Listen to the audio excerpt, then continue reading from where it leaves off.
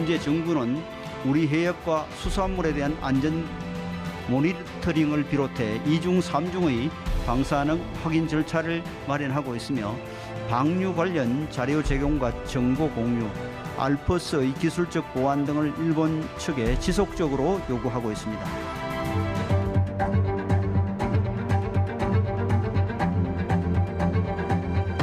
반문명적이고 반인류적이고 반환경적인 핵물질 오염수 해양 투기는 미래 세대의 건강과 생명을 위협하고 또 행복할 권리를 침탈하는 환경 범죄로 기록될 것입니다.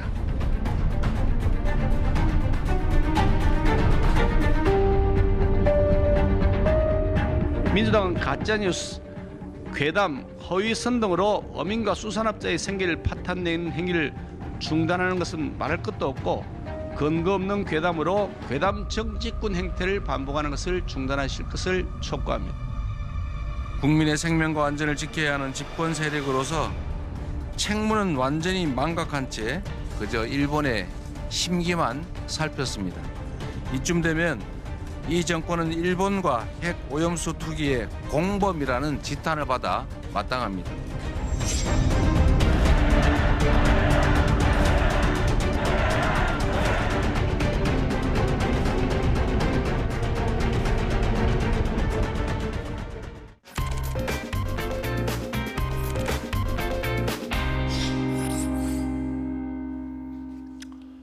네, 매주 목요일 두 분의 소장님과 함께하는 날이죠. 사사건건 김현장입니다. 김성애 정치연구소 Y 소장, 또 장성철 공론센터 소장 나와 있습니다. 어서 오십시오. 네, 안녕하세요. 안녕하세요. 오늘은 김 소장님께 먼저 좀 여쭤보겠습니다. 앞서 전해드렸는데 한덕수 총리 담화에서 지금 우리 국민을 가장 크게 위협하는 것은 과학에 근거하지 않은 가짜뉴스, 또 정치적 이득을 위한 허위선동 이런 대목이 있었습니다. 어떻게 보셨습니까? 예, 사기를 당하고도 사기를 당한 줄 모르는 총리의 한심한 담화였다고 말씀을 드릴 수밖에 없겠습니다. 저는 일본이 특히 자민당과 도쿄전력이 전 세계를 상대로 거대한 사기극을 펼치고 있다고 생각합니다. 근거는 세 가지 말씀드리겠습니다. 첫 번째는 이 오염수를 그냥 방류한 게 아니고요. 1톤의 오염수에 1,200톤의 물을 섞었습니다. 세상에 어떤 방류 기준에 희석을 한 다음에 그걸 측정하는 게 있나요? 바닷물은 전 세계 70%를 차지할 만큼 무한대로 가 있는데 오염수 1톤에다가 1,200톤의 바닷물을 집어넣고 즉 1,200배로 희석을 한 다음에 그 물을 태연하게 흘리면서 모든 것이 기준 지하의 농도다.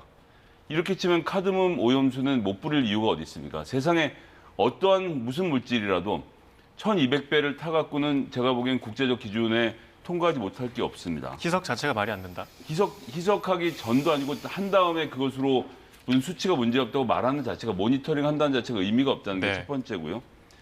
두 번째는 880톤의 지금 후쿠시마 1, 2, 3호기에 남아있는 데브리입니다. 그 덩어리라고 하죠. 굉장히 고준위 방사능에 노출되어 있는 건데 전 세계에서 가장 훌륭한 기술력을 갖고 있다는 일본이 지난 12년 동안 해낸 일이라고는 카메라를 집어넣어서 사진 몇 장 찍어 나온 것.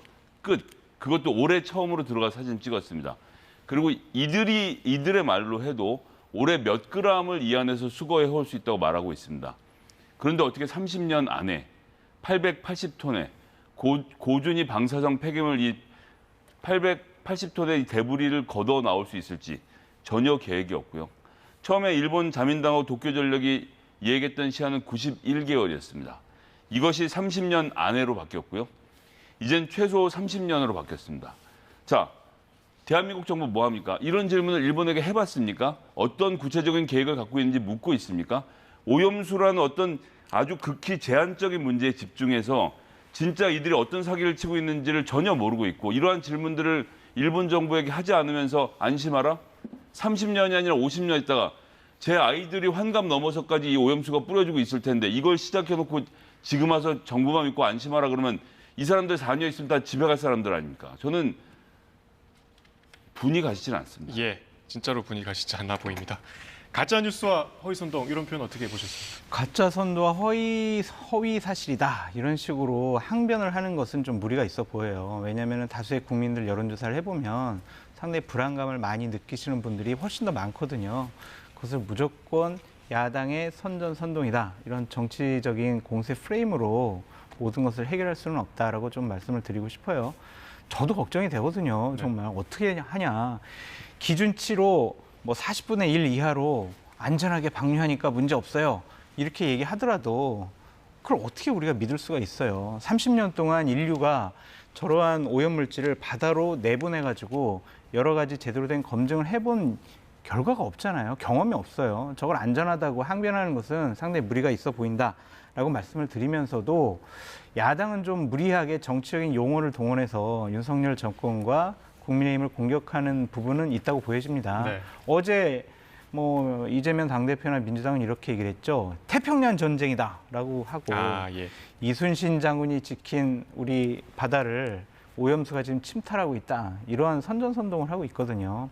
이거보다는 보다 덜 자극적인 언어를 통해서 김성현 소장님이 저 말씀하신 거 얼마나 설득력 와닿습니까? 저런 얘기들을 민주당 지도부가 하면 국민들이 야 그래 이게 위험할 수 있겠구나. 정부가 제대로 사실관계를 밝히지 않고 있구나. 일본은 제대로 항의하지 않고 있구나. 이런 것을 알 텐데 네. 이런 식의 용어를 동원한 것은 옛날 광우병 선동, 괴담 이거의 재판이 아닌가 그런 생각도 듭니다.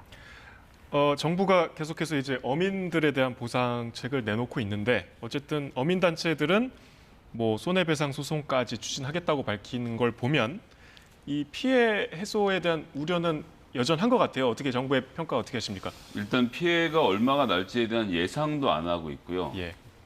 그러니까 피해에 대한 보상하는 건 나중 문제고 오염수 방류 어저께 결정했습니까? 작년에 결정한 겁니까? 그 전부터 이루어지고 있던 일이면 당연히 정부가 먼저 나서서 할 일은 피해액이 얼마 정도로 추산되는가를 짚어보는 일입니다.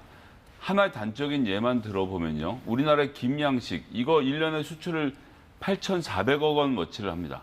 전체 해산물 수출량이 4조에 가까운데 이 중에서 얼마가 어떤 타격을 입을지라는 정부 통계가 있나요? 아무런 통계를 만들어 놓지도 않고 지금 일본이 준비하고 있는 피해 보상액의 10분의 1도 안 되는 액수 손에 들고 만지작거리고 있는 중인데 그러니까 저는 보상은 나중 문제라고 하더라도 현실 데이터를 갖고 있느냐.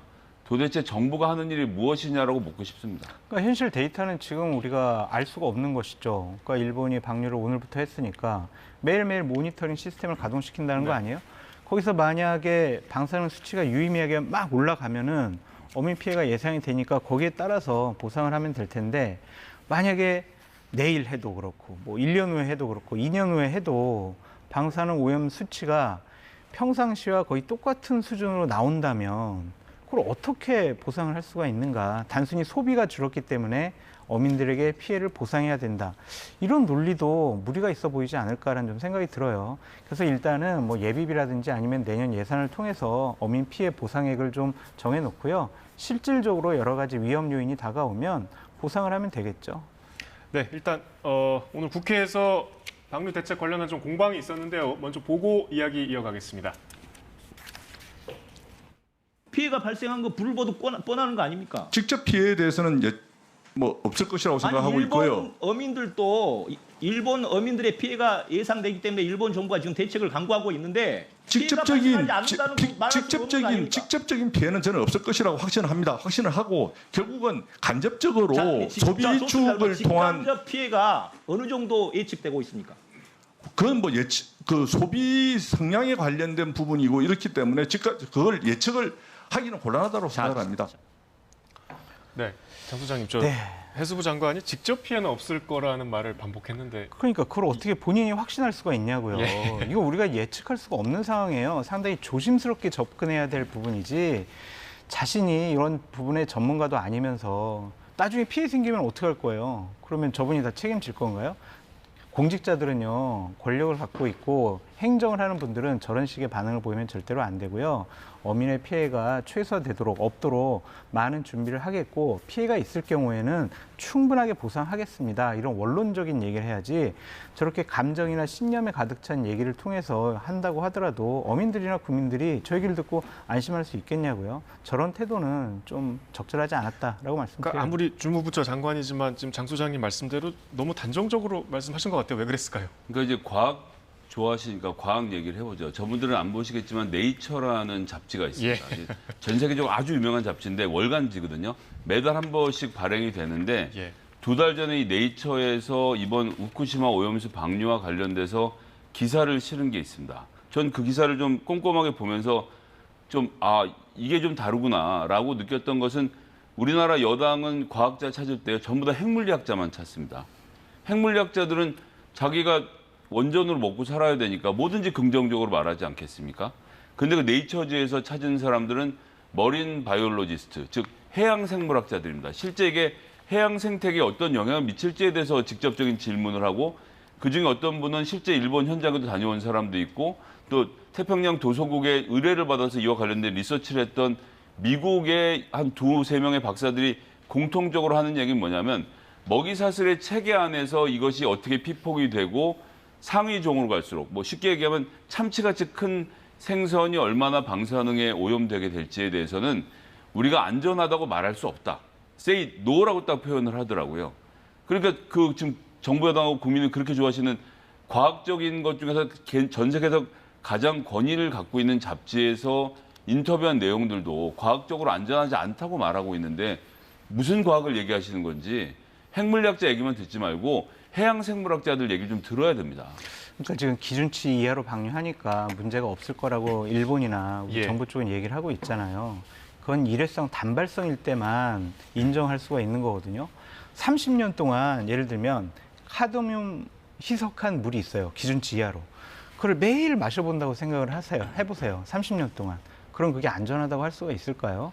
그러니까 지금도 한 번도 경험해보지 못한 일이기 때문에 저렇게 안심해라, 선전선동하지 마라, 피해 없을 거라고 확신한다, 이런 단전적인 표현은 나중에 큰 화를 당할 수가 있다라고 말씀드려요. 이번 주에 계속 출연하신 국민의힘 관계자들하고 좀 말씀이 많이 다른 것 같습니다. 근데 그 국민의힘 관계자들도요. 지난 문재인 정권 야당 의원들일 때나 야당 관계자일 때는 저랑 똑같은 얘기를 했어요. 근데 정권이 바뀌었다고 그래가지고 입장이 바뀐다라는 것은 국민을 속이는 행위가 아니냐, 전 그렇게 생각합니다. 그러니까 이를테면 이런 겁니다. 이게 포퓰리즘이다. 왜냐하면 지난 정부에서 이미 다 방류가 결정됐는데, 그러니까 지금 태도를 바꿨다고 말씀하시지만 민주당도 좀 너무 이 반일 정세 기대는 거 아니냐, 이런 지적들이었거든요. 공히. 그때 당시에 정의용 외교부 장관이 관련돼서 IAEA가 맞다고 한다면 우리가 인정하겠다는 말을 했는데, 근데 그 당시에 3가지 전제 조건이 있지 않았습니까? 우리가 직접 참여해서 실측해서 모니터링하고 일본 정부가 관련된 데이터를 투명하게 공개하는 등 사전적인 조치를 취하고 난 다음에 IAEA 결정이 나온다면 믿겠다라고 하지만 일본이 그 어떤 부탁도 들어주지 않았고요. 심지어 이번에 한일 정상회담 과정에서 대한민국 대통령 윤석열 대통령께서 3가지 사항을 부탁하지 않았습니까? 근데 전 이 얘기도 참 화가 나는 게요. 대통령실은 이미 기시다 총리실에서 뭘 준비하고 있는지조차 모르고, 자, 데이터를 좀 전부 다 공개해 주십시오라고 부탁했는데 알고 보니까 홈페이지에 나오는 얘기예요. 그래서 일본 정부에서 그러면 한글로 번역해서 제공해 드릴게요. 대통령이 한 부탁인데 이게 무슨 망신입니까? 그냥 홈페이지가 가면 있는 데이터를 왜 기시다 총리한테 공개해달라고 부탁을 합니까? 게다가 IAEA 참관하게 해달라고 했더니 그건 안 되고 사무실 있으면 2주가 됐든 한 달에 한 번씩 와서 보고 가세요. 그다음에 기준치를 넘으면 방류를 중단해 주십시오. 기준치가 넘었는데 방류를 하고 있으면 일본이 그건 기시다 총리가 이미 안 한다고 말한 것이거든요.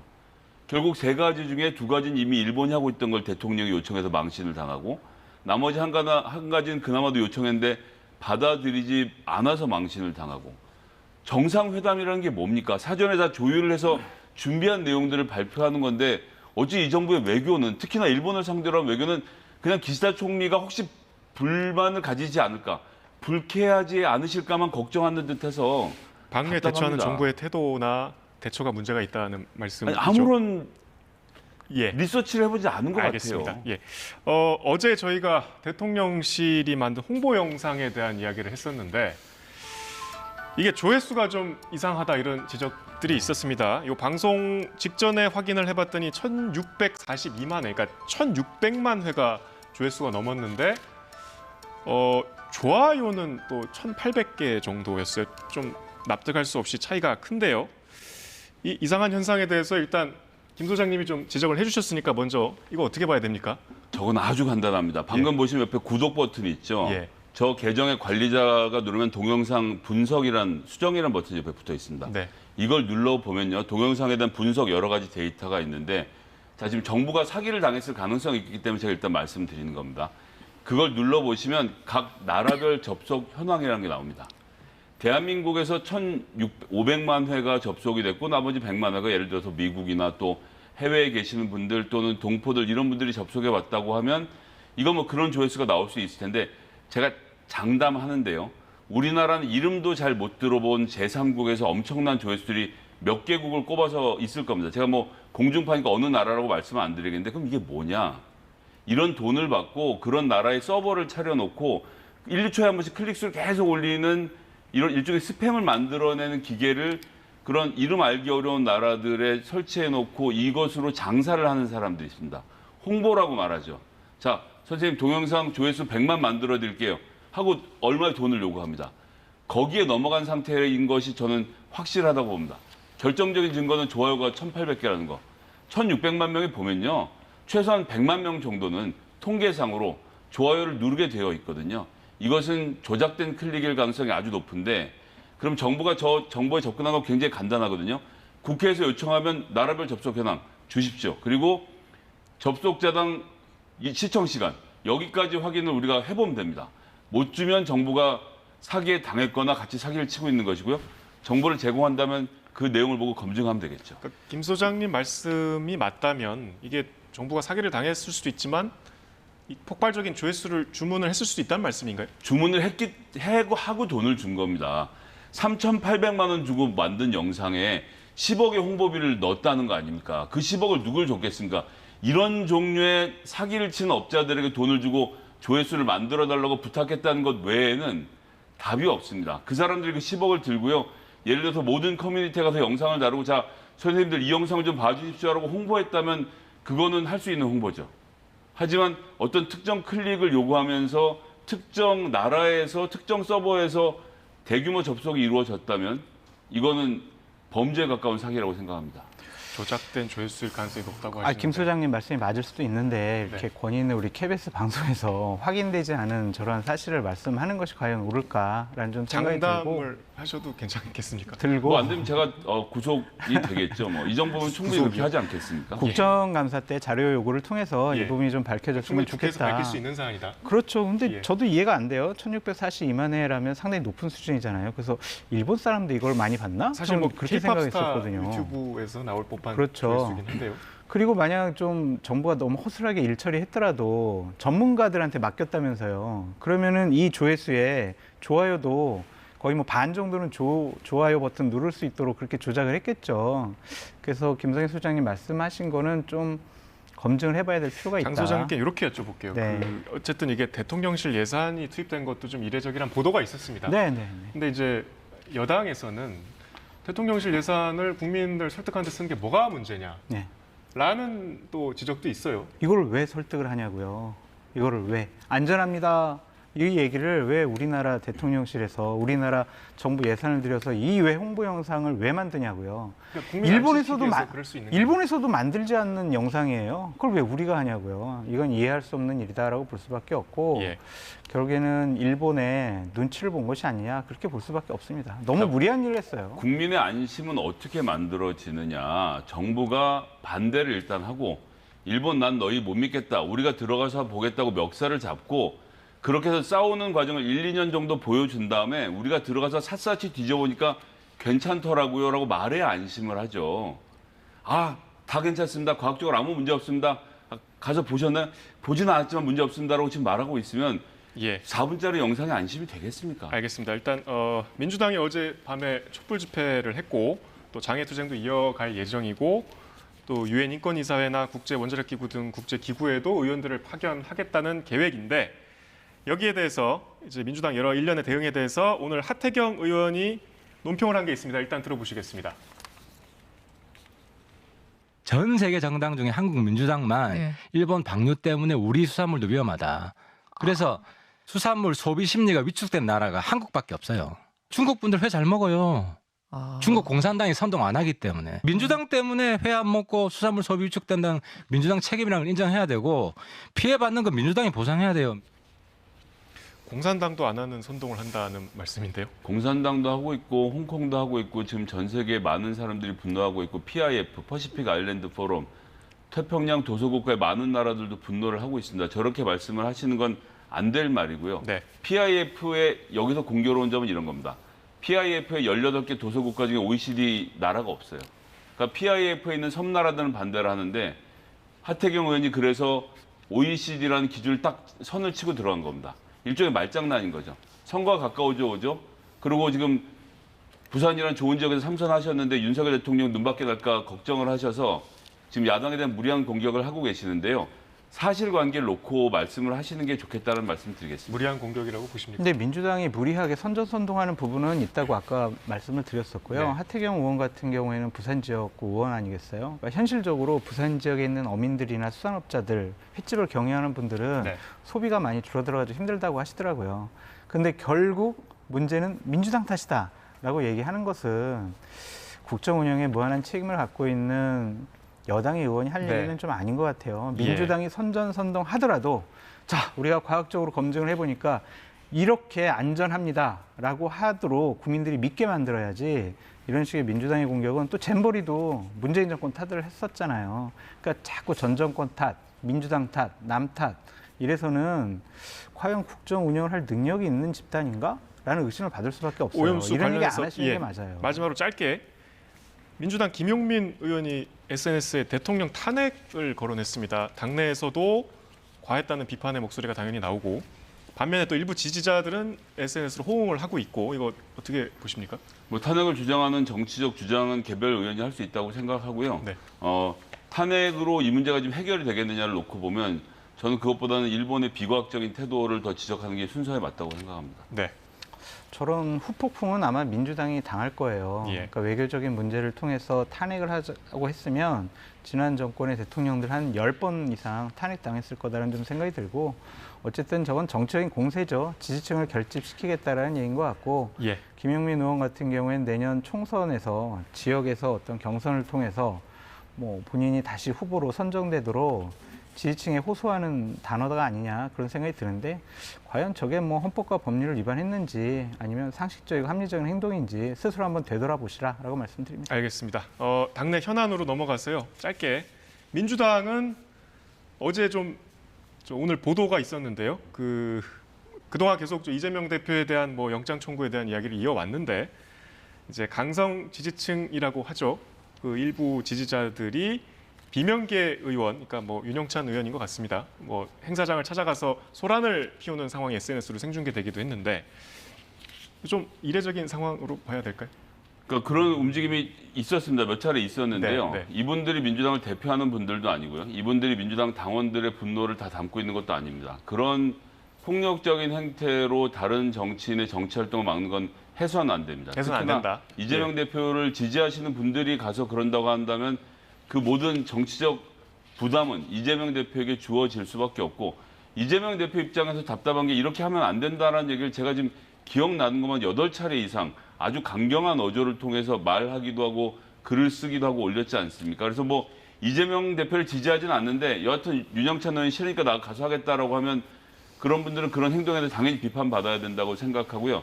당 지도부나 당의 공식 방침과는 전혀 상관이 없습니다. 잘못된 행동이다. 잘못된 행동이죠. 예. 국민의힘은 지금 저희가 이번 주 내내 수도권 위기론을 다루고 있습니다. 네. 이게 오늘도 이 얘기가 좀 나왔는데 좀 전에 보신 하태경 의원이 그 이철규 사무총장의 승선 발언에 대한 그러니까 이제 승선 불가가 도대체 누구냐 했을 때 오늘 실명이 나왔어요. 네, 윤상현 의원. 윤상현 의원은 이번 주에 저희 출연도 하셨는데 네. 이거 어떻습니까? 이렇게 좀 과해지는 것 같아요. 근데 큰 암덩어리라는 표현에 대해서 지도부가 상당히 불쾌했다고 하더라고요. 윤상현 위원회. 네. 예. 그래서 이제 공개적으로 의원들이 있는 자리에서 경고를 한 건데 결국엔 이런 거죠. 지도부에 대해서 윤석열 정권에 대해서 비판하지 말아라. 내부에서 쓴소리라는 뭐 허황된 포장을 씌워가지고라도 절대로 비판을 하지 말라라는 경고성인 것 같아요. 그래서 자꾸 비판하면 공천 안 줄 거야. 같이 승선 못 시켜. 이런 것인데 과연 저런 모습이 맞는 것이냐라는 좀 생각이 들고요. 수도권 위기로는 다른 게 아니에요. 객관화된 데이터를 보면 내년 이대로 내년 총선을 치르게 되면은 수도권에서 국민의힘은 상당히 악몽과 같은 결과, 지난 2020년보다 더 의석수가 적어질 수 있다라는 분명한 객관적인 데이터로 증명이 되고 있거든요. 그런데 아니야. 이재명 당대표가 있잖아. 민주당 의원들 20명 돈봉투 사건에 연루되어 있잖아. 아유, 그리고 이재명 당대표가 공천하는 후보들 국민들이 뽑겠어? 아유, 우리는 윤석열 대통령의 성과와 얼굴로 내년 총선 치르면 우리가 다수당이 될 수 있다라고 생각하는 것은요, 정신승리예요. 그러니까 지금 여론조사를 쭉 살펴보면 항상 정권 견제론, 정권 심판론이 훨씬 더 높거든요. 네. 그러한 여론조사의 흐름을 잘 살펴보시라. 그냥 우리끼리 잘 될 거야라는 것만 갖고 총선 승리 못한다라고 다시 한번 말씀드려요. 그 윤상현 의원은 원팀을 얘기하셨어요. 그러니까 네. 이를테면 이준석 전 대표라든지 계속 비판적인 발언을 하시고 있는 유승민 전 의원이라든지 다 품어야 된다 이런 말씀인데 네. 여기에 동의를 하시는 겁니까? 그럼요. 선거는 진영이 분열되어 있으면 이길 수가 없어요. 예. 보수층 자체에서도 윤석열 대통령을 지지하는 분들, 그리고 반대하는 분들, 국민의힘 지지하는 분들, 반대하는 분들 나눠져 있거든요. 그러면 지지층이 분열되어 있으면 내년 선거 어떻게 이기겠습니까? 내년 총선에서 국민의힘 이길 수 있는 방법, 가장 빠른 지름길은 저는 이준석 대표를 선대위원장 시키면서 자, 공천도 한번 마음대로 해봐라. 그러면은요. 이준석 선대위원장이. 네. 그러면은 떠나갔던 중도층도 되돌아오고 국민의힘의 보수가 단합될 것 같아요. 근데 하지만 그런 일은 벌어지지 않을 것 같거든요. 예. 그래서 분열된 상황에서 총선 치를 것 같아서 저는 상당히 걱정스럽습니다. 김 소장님 왜 웃고 계시죠? 예, 국영수를 중심으로 열심히 공부하면 좋은 대학에 갈 수 있다고 말하는 것하고 거의 비슷한 수준의 말씀이시라서 예, 해질 가능성이 일단 없다고 보고요. 윤석열 의원이 왜 저 얘기를 하겠습니까? 지난 선거 지금 정확하진 않은데 기억에 한 200표 차 정도로 170표. 예, 270표 차로 신승을 하셨죠. 본인이 가장 불안한 거예요. 수도권에 있는 모든 의원들이 불안하죠. 특히 수도권에 있는 원외 지역 위원장들이 그렇습니다. 그런데 공천은 받아야 되니까 윤 대통령을 옹호해야 하지만 선거에 이기려면 윤석열 대통령의 지금 현재 실정에 대해서 비판을 해야 되는 이런 중간적 입장에서 그런 비판한 세력을 끌어안자라고 말을 하는데 이런 말을 꺼내기만 하면 공천을 안 준다고 윤핵관의 대표가 딱 승선 거부를 말씀하시니까 네. 이대로만 가면 수도권에서는 국민의힘은 움직일 수 있는 폭이 없지 않습니까? 제가 뭐 국민의힘에게 뭘 권해드릴 처지는 아니지만 예, 수도권 민심은 굉장히 예민하기 때문에 우리가 윤석열 대통령의 충성 부대입니다라는 구호 하나로 당선되실 수 있을까요? 본인들이 가장 잘 아실 것 같습니다. 마지막으로요. 아까 자꾸 하태경 의원이 거론되는데요. 오늘 김태우 전 구청장도 구청장 공천해야 뭐 가능하다 이렇게 얘기했습니다. 해야 됩니까? 저분이 자꾸 왜 저런 얘기 하시는지 모르겠는데 공천하면 안 되죠. 공천하면 안 된다. 김태우 전 구청장 때문에 이 보궐선거가 이루어지는 거 아니겠어요? 원인 제공자가 다시 출마한다? 이것은 어떠한 명분도 없는 것 같고 당 지도부의 현재까지 분위기는 공천 안 한다. 이번에 무공천으로 간다. 그런 분위기가 강한 것 같습니다. 무공천으로 갈 거다. 그러니까 이건 정확하게 조금 전에 말씀드린 대로 대통령님께 대통령님 전 해운대에서 한 번 더 하게 공천 주세요라고 얘기하는 겁니다. 제가 대통령이 원하신 대로 김태우 구청장 출마까지 권하지 않았습니까? 그만큼 충성할 테니까 그럼 뭐 서울이 어떻게 된 건 간에 본인 출마엔 상관이 없으니까요. 부산에 출마하고 싶은 사람들이 이렇게 말씀하시니까 수도권의 국민의힘 의원들이 다 힘들어지는 겁니다. 알겠습니다. 오늘 시간이 없어서 여기까지 하겠습니다. 두 분 말씀 잘 들었습니다.